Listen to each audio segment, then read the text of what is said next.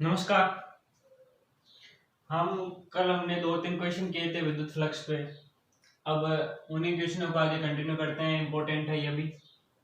क्या तरीका है कि चित्रानुसार एक घन एक विद्युत क्षेत्र है जिसका मान एक्स एक्स पे लगातार बदले जा रहा है। उस पर ई वेक्टर बराबर ई नोट एक्स आई कैप में स्थित है। घन की जो भुजा है वो है 1 सेंटीमीटर। और हमें क्या ज्ञात करना है कि उस घन से पारित कुल फ्लक्स ज्ञात करो। और जो ई नोट है उसका मान है 2.5 गुणा 10 की घात 5 मीटर। ई नोट क्या है, यहाँ पे कुछ वेरिएबल है जिसके हिसाब से जो ई वेक्टर है वो चेंज हो रहा है। तो देखो हम इसको किस प्रकार सोल्व करेंगे। जैसे एक घन बना लेते हैं। सबसे पहले जैसे ये हो गई एक्स एक्स एक्स एक्स हो गई और यहाँ पे एक घन है कुछ ऐसे हैं।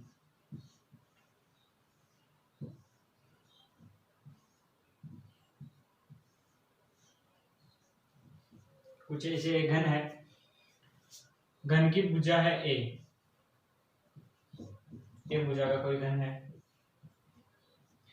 अब देखो हमें क्या ज्ञात करना है कि उससे पारित कुल फ्लक्स ज्ञात करो। तो देखो हमको दे रखा है जो विद्युत क्षेत्र है उसका सदिश है ई वेक्टर बराबर ई नोट एक्स आई कैप।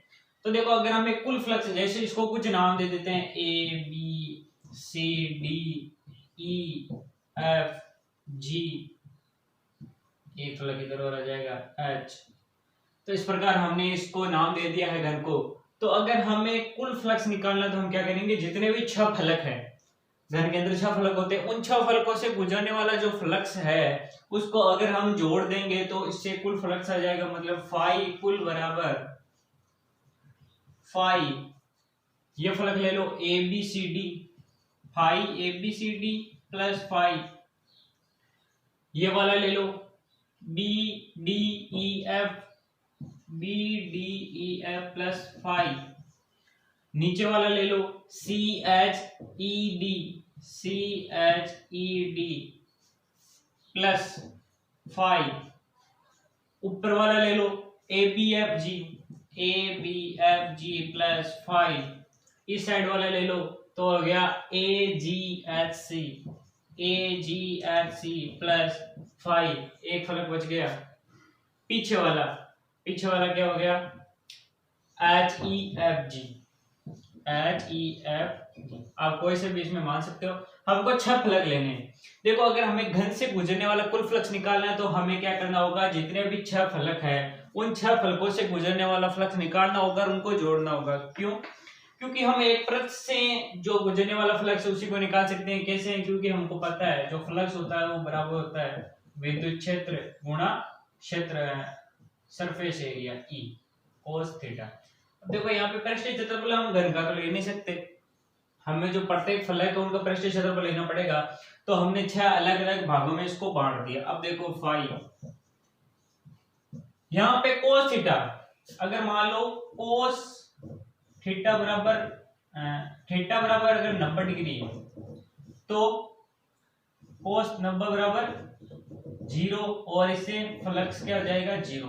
अब देखो थीटा क्या होता है, थीटा होता है विद्युत क्षेत्र और क्षेत्रफल सदिश के बीच का कोण। तो जिन भी फलकों का जो क्षेत्रफल सदिश विद्युत क्षेत्र के लंबवत होगा, देखो विद्युत क्षेत्र इस दिशा में ई नोट एक्स आई के,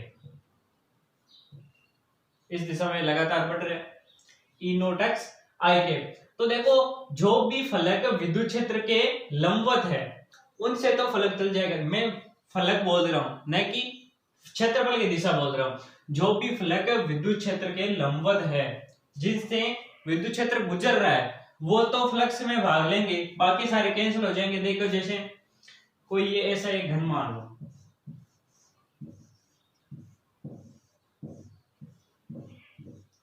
इसमें से मान लो ऐसे एक विद्युत क्षेत्र जा रहा है।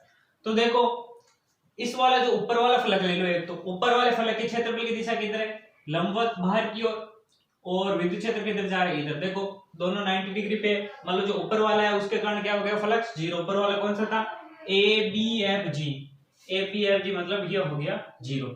ऐसे देख लो नीचे वाला देख लो, नीचे वाले के कारण क्षेत्रफल की दिशा लंबवत बाहर की ओर और ये इधर जा रहा है विद्युत क्षेत्र, दोनों के बीच का कोण 90 डिग्री cos 90 0। तो जो नीचे वाला फलक है C H E D CHED, इसका मान भी 0 हो गया।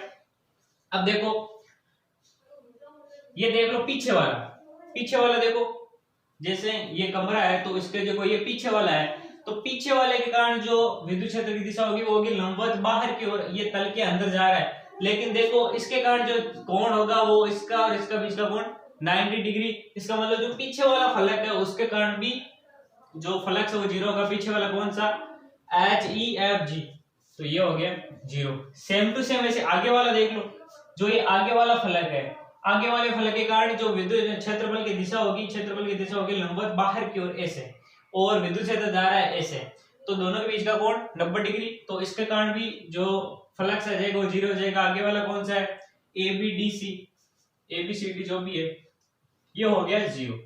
अब देखो दो फलक बचे, एक तो जिससे ये विद्युत क्षेत्र एक पार करके आ रही है और एक जिससे निकल रही है। और वैसे हमने परिभाषा में पढ़ा था कि जिसके कारण लंबवत अगर पार करें जिस भी फलक को, वही ही फ्लक्स के निर्माण में भाग लेगा। तो देखो एक तो ये साइड वाला और एक ये साइड वाला, ये दोनों भाग ले रहे हैं, तो इनके कारण हमें निकालना फ्लक्स। तो फाई कुल हो जाएगा वो बराबर हो जाएगा phi BDEF plus phi AGHC। अब देखो फाई कैसे निकालते हैं, ES cos थीटा, E क्या है, E का मान देखो E नोट x I के, तो E नोट x क्या है, जो ये वाला फलक है कौन सा, AGDC, जो AGDC फलक है, AGHC जो फलक है वो फलक देखो x बराबर 0 पे स्थित है। क्यों, इसको अगर हम ऐसे देखेंगे तो देखो मूल बिंदु पे आ रहा है, ये तो हमने ऐसे 3D में दिखाने के लिए ऐसे दिखाया है, लेकिन ये देखो ये इसको ऐसे करेंगे तो देखो जो h है वो यहाँ पे आ रहा है, और ये जो फलक है उस पर यहाँ पे जो अक्ष है, अक्ष क्या है, यहाँ पे अक्ष निर्देशांक है, तो देखो ये वाला जो फलक है उसका अक्ष निर्देशांक कितना है, 0, तो यहाँ पे अक्ष की जगह आ जाएगा 0 इंटू क्षेत्रफल, भुजा A है तो A स्क्वायर और I के प्लस AGHC कौन सा, AGHC तो हो गया BDEF, ये BDEF, तो इसके लिए विद्युत क्षेत्र क्या आ जाएगा, E नोट x I के, E नोट अक्ष निर्देशांक इसके लिए कितना है, भुजा A है, तो ये इसका अक्ष निर्देशांक भी कितना होगा A, तो E नोट A I के गुणा क्षेत्रफल कोई सा पृष्ठ ले लो सबका A स्क्वायर है। अब देखो इसका मान तो हो गया 0, क्यों, क्योंकि इसका अक्ष निर्देशांक 0 था और हमारा जो क्षेत्रफल था वो निर्भर था अक्ष निर्देशांक पे। अगर अक्ष निर्देशांक 0 है तो विद्युत क्षेत्र 0 होगा, अक्ष निर्देशांक A है तो ये A गुना हो जाएगा, B है तो B गुना हो जाएगा। ठीक है से अब ये क्या हो गया, E नोट, यहाँ पे A into A cube I के, तो ये हो गया फाई कुल। अब देखो यहाँ से हम E नोट का मान रख देंगे जो हमको 2.5 गुणा 10 की घात 5 दिया है, और A क्यूब A का मान दिया होगा शायद, नहीं दिया तो यहाँ 1 सेंटीमीटर दे रखा है, तो इससे हम कुल फ्लक्स निकाल सकते हैं।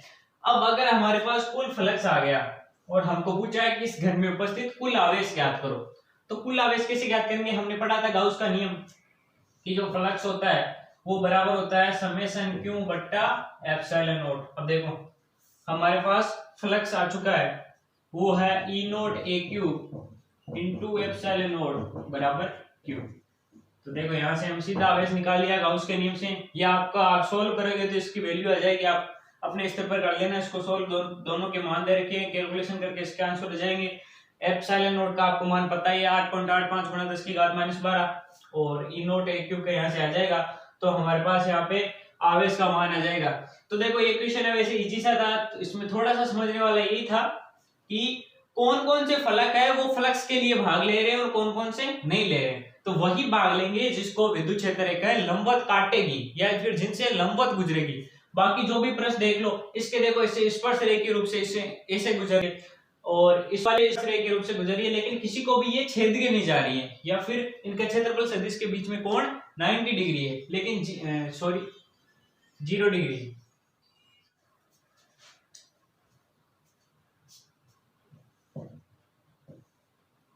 देखो अगला क्वेश्चन है, मैं सीधा ही बता रहा हूं, काफी इंपॉर्टेंट है।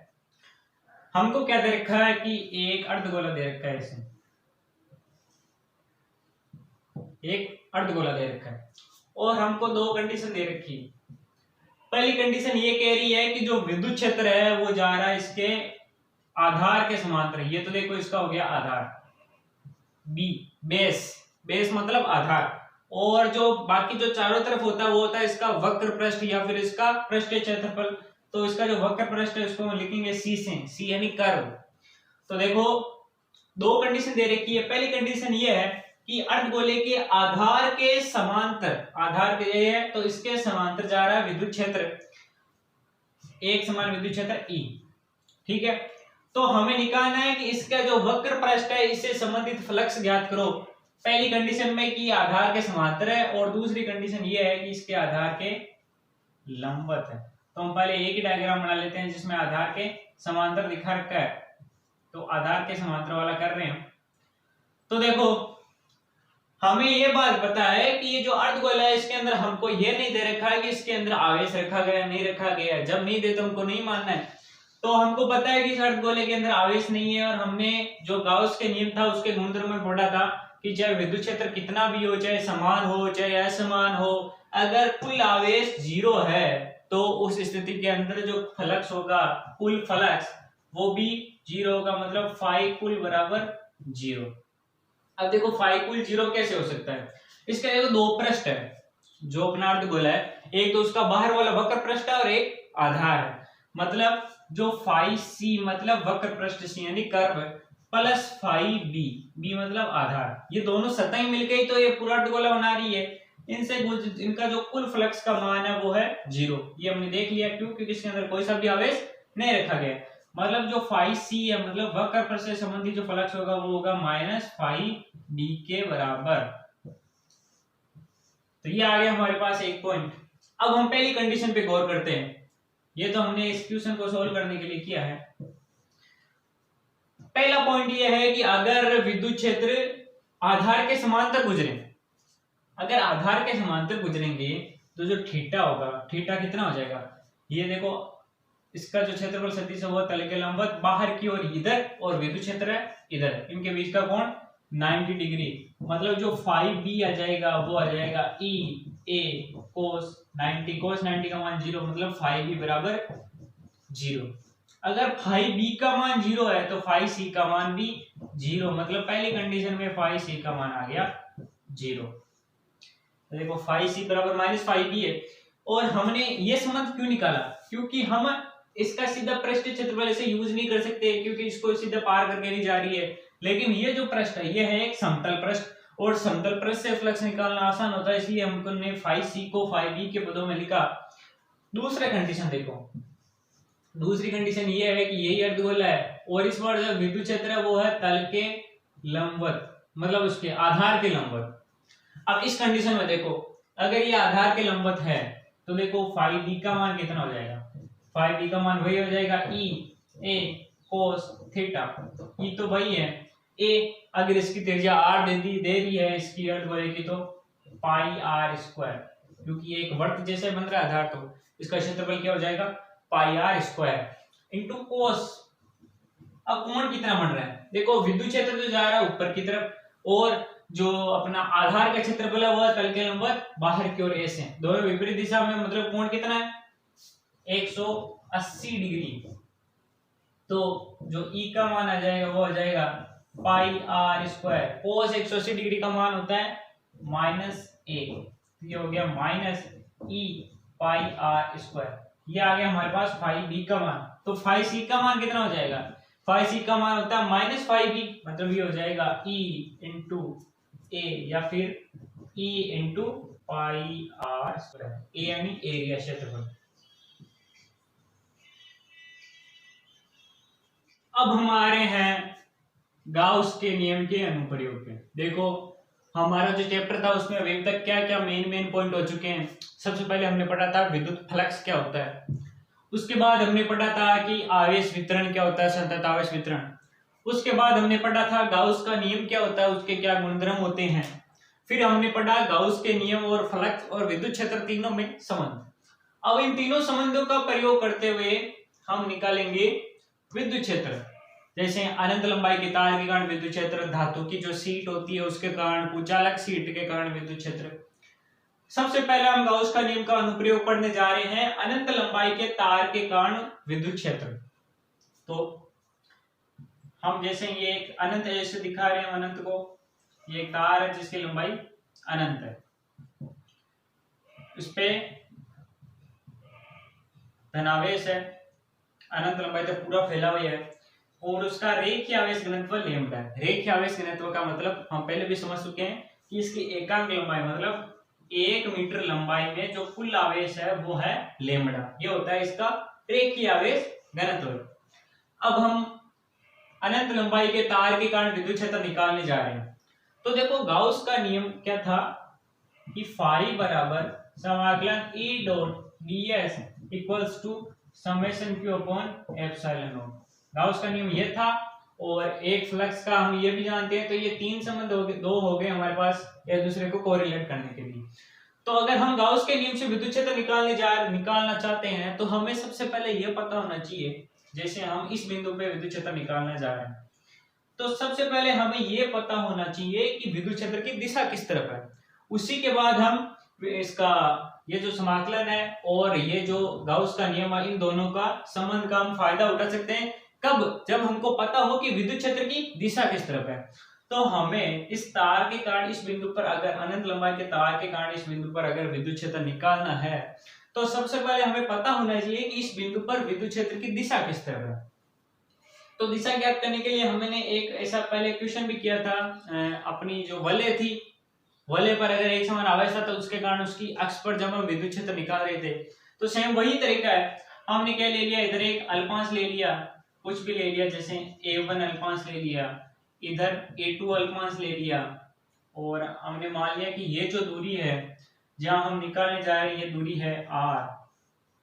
तो हम क्या करेंगे, जो अल्पांश है इसके कारण इसको मिलाने वाली रेखा की तरफ, इससे दूर, क्योंकि धनावेश है और धनावेश के कारण विद्युत क्षेत्र उस बिंदु से दूर की तरफ होता है, और इसके कारण इससे दूर। अगर हमने मान लिया कि ये कोण थीटा है, ये कोण भी थीटा होगा, इसको मान लिया कि a1 आवेश अल्पांश के कारण dE1 है, जिसके कारण dE2 है। फिर इसके क्या कर दिया हमने, घटक कर दिए, ये भी थीटा, ये भी थीटा, ये हो गया dE1 cos थीटा, ये हो गया dE2 cos थीटा, इधर हो गया dE2 sin थीटा, इधर हो गया dE1 sin थीटा। देखो साइन घटक कैंसिल हो गए, कोस घटक इस दिशा में जुड़ जाएंगे। तो देखो हमको इसके जोड़ने का कोई मतलब नहीं है, हमको सिर्फ इतना पता लगाना था कि इस बिंदु पर जो विद्युत क्षेत्र आएगा वो आएगा, जिस बिंदु पर हम विद्युत क्षेत्र निकालने जा रहे हैं उसको, इस तार को जो मिलाने वाली लंबवत रेखा है, इस रेखा के अनुदिश आएगा विद्युत क्षेत्र। हमको सिर्फ इतना ही पता करना था कि इस बिंदु पर विद्युत क्षेत्र की दिशा इस तरफ है। बाकी अब अगर हमको विद्युत क्षेत्र की दिशा पता चल गई है तो हम गाउस के नियम से इसको आसानी से सोल्व कर देंगे। तो देखो अब हम लगाते हैं गाउस का नियम, इसका सिर्फ इतना सा काम था दिशा ज्ञात करने का। तो देखो ये हो गया अनंत लंबाई का तार,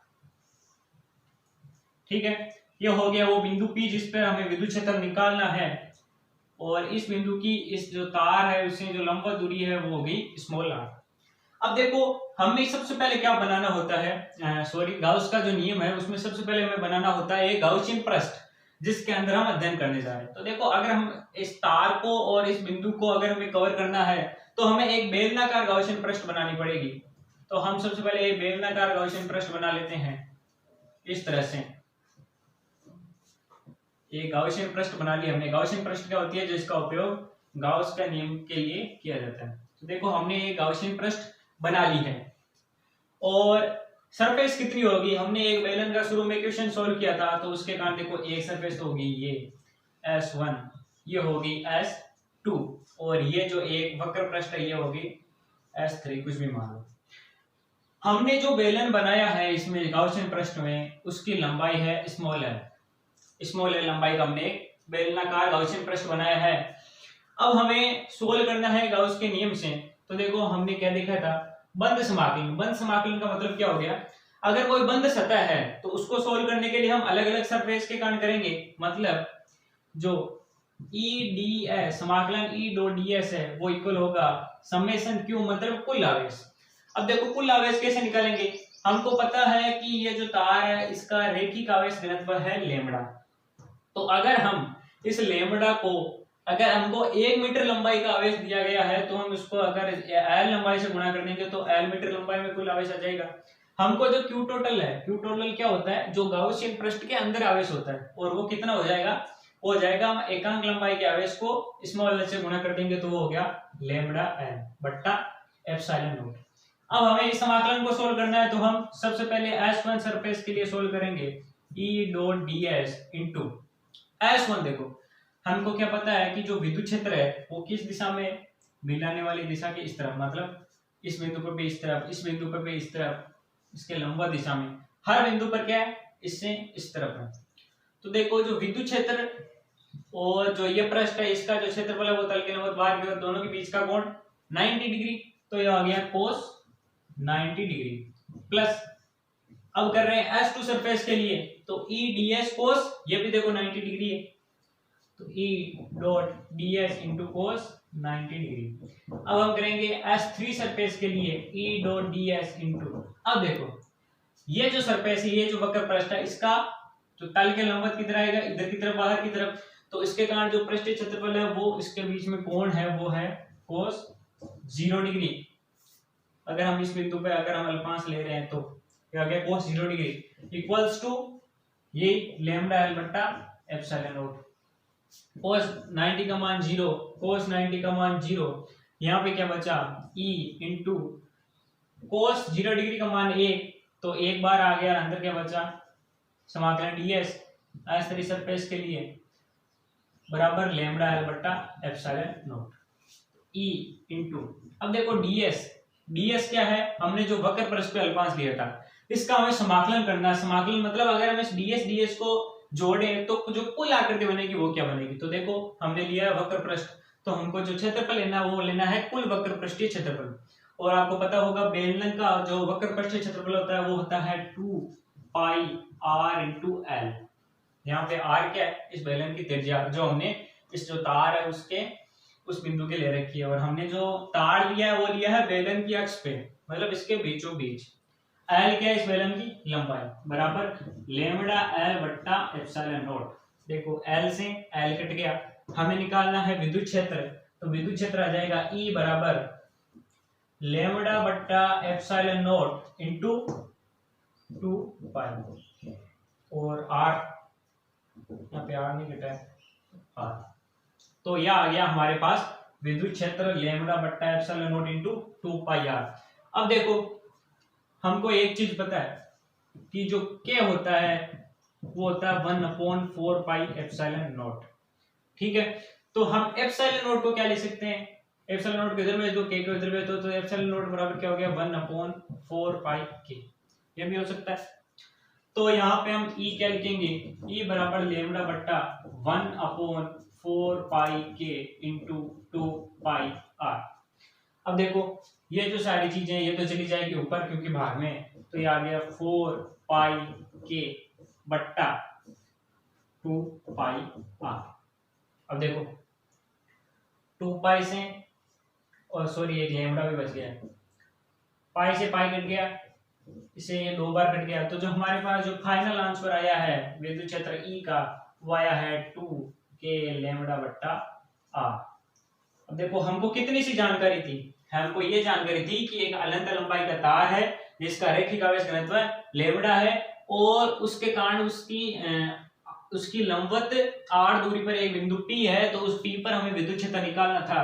तो हमने इस प्रकार गाउस के नियम से इसको आसानी से सोल्व कर दिया।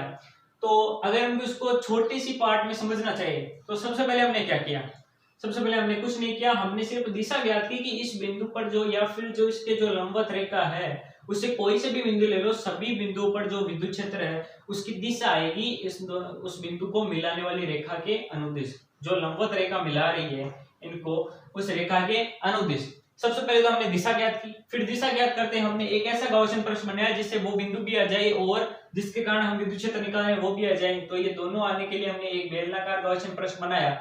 बेलनाकार गाउसियन प्रश्न में जो हम काम में लेते हैं वो मुख्यतः 3 सतह होती है, 2 तो उसके खुले सिरे और एक होता है उसका वक्र पृष्ठ। उन तीनों के कारण हमने ये समाकलन लगा दिया, या फिर फ्लक्स के कारण जो eds cos थीटा वो वाला लगा दिया। 2 के कारण तो कैंसिल हो गया, सिर्फ एक सतह बची, और यहाँ पे जो कुल आवेश है वो हो गया रैखिक आवेश घनत्व इनटू L।